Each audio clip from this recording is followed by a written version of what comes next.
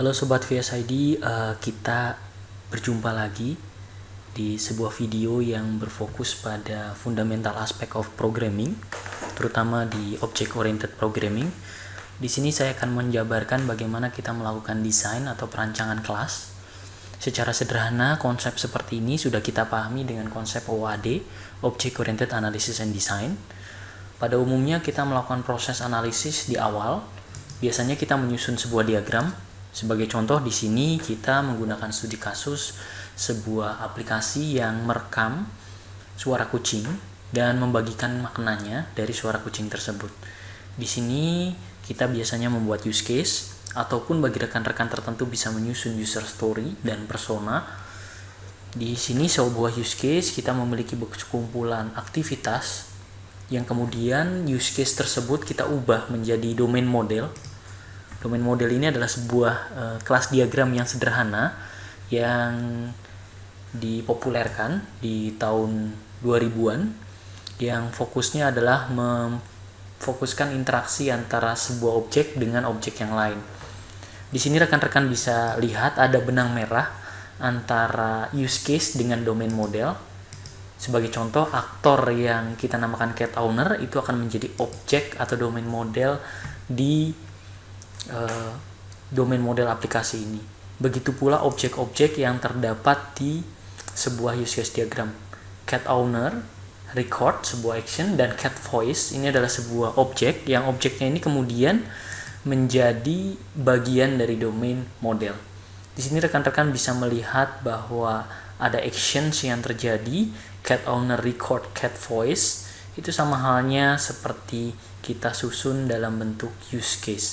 Hanya saja di domain model kita akan menemukan sekumpulan aktivitas yang tidak kita temukan di use case. Sebagai contoh, interaksi antara cat voice dan social media misalnya, kita menemukan itu cat voice attach social media. Jadi suara dari kucing itu di-attach atau dilampirkan di social media.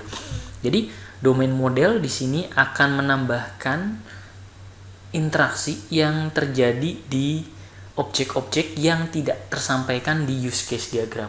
Karena use case diagram fokusnya itu adalah komunikasi antara aktor, dalam hal ini pengguna atau persona, dengan sistem.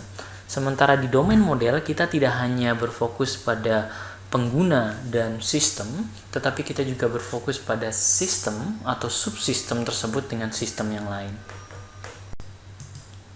Dari domain model yang sudah kita susun, kita menemukan 3 objek, cat owner, cat voice, dan social media. Perhatikan bahwa sebuah objek di sini di domain model pasti berupa noun, sementara relationship antara satu objek dengan objek yang lain pasti berupa verbs. Kemudian informasi domain model ini kita lengkapi menjadi sebuah kelas diagram. Di sini ada perubahan lagi. Jika domain model tidak mendiskusikan mengenai atribut, maka kelas diagram mendiskusikan mengenai atribut. Dan relationship yang terjadi di domain model dikonversi menjadi sekumpulan metode atau function atau prosedur seperti yang dikemukakan di sini. Sebagai contoh di sini kita memiliki cat owner, record, cat voice. Maka di sini kita bisa melihat cat owner akan memiliki metode record dengan masukkan cat voice. Jadi model-model seperti ini adalah model-model umum yang dilakukan orang pada saat melakukan analisis object oriented analysis and design. Jadi di situ kita melihat bahwa ada sekumpulan metode yang direkam dari interaksi antar objek. Sebagai contoh cat voice attach social media. Maka di sini kita akan memiliki cat voice, ya. Kita akan memiliki cat voice. Nah, di sini attach social media, attach cat voice seperti itu. Jadi di sini kita akan mengubahnya, domain model itu diubah dengan menambahkan satu atribut dan juga metode. Metode di sini selain metode yang sudah kita deskripsikan di domain model, kita juga bisa menambahkan metode lagi. Seperti sebagai contoh save, delete, play, save. Rekan-rekan bisa melihat perbedaannya pada saat kita menggunakan metode-metode yang sudah tersedia di domain model, dia akan berupa positif atau kita kenal dengan public. Sementara public method. Sementara untuk metode-metode yang baru kita susun di kelas diagram, maka kita set sebagai non-public. Bisa protect, bisa private, bisa internal, bergantung mana yang dipilih. Jadi di sini kita bisa melihat bahwa dari domain model ke kelas diagram juga terdapat benang merah, yaitu metode-metode yang sudah dipakai, yang sudah tersedia, dan juga objek-objek yang sudah dibuat di domain model. Kemudian setelah ini kita melakukan apa? Setelah ini kita akan konversi jadi kelas diagram ke kode. Oke, ini berita baiknya. Berita baiknya adalah ada software yang bisa mengubah dari kelas diagram menjadi kode. Misalnya kita hendak mengubahnya menjadi kode C#. Banyak software seperti itu. Sebagai contoh, kita bisa menggunakan Visual Studio yang versi profesional atau lebih tinggi, dan kita juga bisa menggunakan berbagai macam case tools seperti Rational Rose atau misalnya Spark System. Di situ banyak software yang bisa mengubah dari kelas diagram ke kode. Tapi di sini kita melakukannya secara manual. Jadi saya membuat sebuah project gitu ya. Di dalam project kita akan memiliki sekumpulan kelas. Di sini adalah kelas-kelas yang sudah dibuat, yaitu ada kelas diagram di sini. Ini kelas diagram bawaan Visual Studio. Memang tidak selengkap yang dimiliki oleh case tools seperti Enterprise Architect atau yang lain, tetapi sudah mencukupi, dan dia bisa mendukung round trip engineering, jadi dari kelas ke kode, dari kode ke kelas. Proses perubahan dari kelas diagram menjadi sebuah kelas di bahasa pemrograman seperti yang dicontohkan ini adalah C#, itu bersifat forward engineering. Artinya kita mengubah dari model, dalam hal ini adalah model UML, ke kode implementasi. Pada dasarnya model tersebut nanti akan kita sempurnakan. Jadi apa yang kita susun di model ini pada saat kita implementasikan tentu akan berubah. Berubahnya seberapa besar? Ya, cukup banyak perubahannya. Pertama misalnya, pada saat kita mengaplikasikannya sebuah dalam konsep pengembangan aplikasi, maka kita setidaknya akan menyusun dalam bentuk arsitektur yang kita kenal dengan layered arsitektur. Arsitektur berlapis. Layered arsitektur ini yang diusulkan di sini setidaknya terbagi menjadi dua, yaitu tampilan user interface dan tampilan library. Jadi di sini tampilan library dan tampilan user interface kita pisah. Lalu pertanyaannya, apa saja yang berubah dari kelas diagram ke kelas bahasa pemrograman? Jawabannya cukup banyak.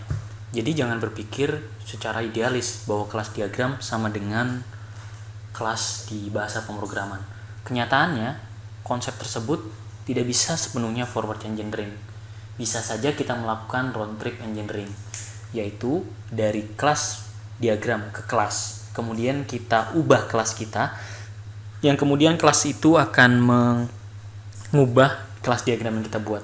Itu yang kita sebut dengan round trip engineering, forward dan reverse. Dan di sini kita juga akan melakukannya. Pertanyaannya adalah apa saja yang berubah pada saat kita mengubah dari kelas diagram menjadi kelas. Pertama yang berubah adalah, kita bisa lihat yang pertama berubah adalah access modifier. Jadi mungkin kalau kita bicara access modifier, kita biasanya umumnya membuat public, semuanya public. Dan kemudian kita tadi menyepakati ya, kalau plus itu adalah public, sementara min itu artinya non-public, bisa private, bisa protected, bisa internal atau apapun itu. Di sini pun kita melakukan di sini. By default kita berpikir menggunakan private, tetapi nanti itu akan berubah menjadi public. Contohnya misalnya yang tadinya berupa private bisa saja menjadi protected. Begitu pula yang lain. Jadi yang pertama yang akan berubah adalah access modifier. Lalu berikutnya yang berubah apa lagi? Berikutnya yang berubah adalah adanya kelas-kelas baru. Di kelas diagram ini kita tidak menyadari, walaupun secara sederhana itu sudah dikemukakan secara eksplisit. Sebagai contoh, akan ada kelas yang namanya audio, akan ada enum yang namanya social media type, akan ada enum yang namanya cat class. Semua ini akan menjadi sebuah kelas baru atau berkas baru yang ada di kode Anda. Jadi di sini sudah ada dua. Yang pertama adalah perubahan access modifier, yang kedua adalah perubahan atau penambahan kelas. Yang ketiga apa yang berubah? Yaitu implementasi dari sebuah metode. Bisa saja kita akan menambahkan metode baru, bisa saja kita akan mengurangi metode yang sudah ada, bisa saja kita akan mengubah implementasi metode tersebut. Jadi itu 3 hal yang akan berubah. 3 hal itu yang berubah akan mengubah kelas diagram tentunya. Jadi biasanya misalnya kita perlu konstruktor, maka konstruktor itu akan kita ubah, kita tambahkan di kelas C#, kemudian dia akan mengubah di kelas diagram.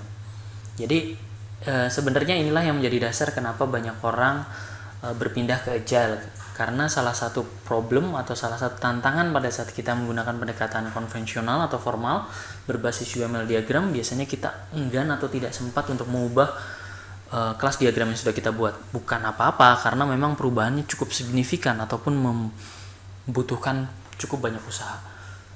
Kemudian setelah ini apa yang kita lakukan? Setelah ini kita membuat yang kita sebut dengan skeleton class. Skeleton class itu ya kira-kira seperti ini. Jadi kelas-kelas yang isinya masih kosong tetapi sudah merefleksikan apa yang kita buat di kelas diagram.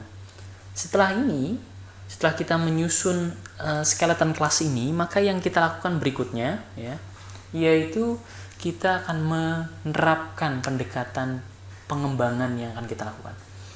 Ada 2 pendekatan pengembangan yang umum yang kita lakukan. Yang pertama adalah feature driven development, yang kedua adalah test driven development. Feature driven development artinya yang kita lakukan di sini adalah kita akan membuat sekumpulan metode, kita lengkapi sekumpulan metodenya, kita tambahi, kita ubah, kita buat program itu berjalan, kemudian setelah itu kita uji. Seperti itu. Seperti sequential model di software engineering pada umumnya. Yang kedua, pendekatan yang banyak diadopsi oleh proses agile seperti metode extreme programming, Scrum, dan sebagainya, itu adalah pendekatan test driven development. Jadi kode skeleton ini akan tetap skeleton, yang dilakukan oleh developer adalah mengembangkan unit test. Unit test tersebut kemudian menguji kode skeleton ini, yang tentu saja pasti hasilnya error, kemudian diperbaiki kodenya sehingga kode tersebut pas dari unit test. Kita akan bahas feature driven development dan unit test atau test driven development di sesi selanjutnya. Tapi setelah ini kita cukupkan dulu object oriented analysis dan design. Sebagai penutup, mari kita ulangi apa yang sudah kita pelajari hari ini. Pertama, kita membahas mengenai object oriented analysis and design ya. Pendekatan OOD ini sudah cukup lama, dan itu kita awali dengan kita menyusun sebuah use case. Jadi pertama kita menyusun sebuah use case di sini ya. Oke, langkah pertama kita menyusun sebuah use case. Kemudian setelah itu kita menyusun domain model ya. Kita menyusun domain model di sini. Kita menyusun domain model. Oke. Setelah kita sudah menyusun domain model, maka kita langkah berikutnya adalah kita menyusun kelas diagram ya di sini. Kita menyusun kelas diagram. Oke. Kita lengkapi itu kelas diagram. Setelah kita menyusun kelas diagram, kita tadi membahas apa? Ya, kita susun dia menjadi sekumpulan project atau kita create solution. Ya. Kita create solution. Kita create solution di situ ya. Di situ kita create setidaknya 2 project, yaitu pertama project user interface dan yang kedua project business logic library. Di sini kita mengubah dari kelas diagram menjadi C# atau bahasa pemrograman yang kita hendak pilih. Kemudian setelah itu apa yang kita lakukan? Ya, setelah itu yang kita lakukan adalah kita memilih pendekatan atau approach untuk melakukan development. Apakah kita hendak melakukan feature driven development atau kita akan melakukan test driven development? Overall, ini adalah proses umum di object oriented analysis dan design, dan Anda akan melihat berbagai macam variasi terkait dengan implementasi object oriented analysis dan design, dan inilah yang paling sederhana. Ya. Cukup sekian untuk webinar kali ini, dan kita akan bahas di episode selanjutnya tentang feature driven development atau test driven development. Sampai jumpa.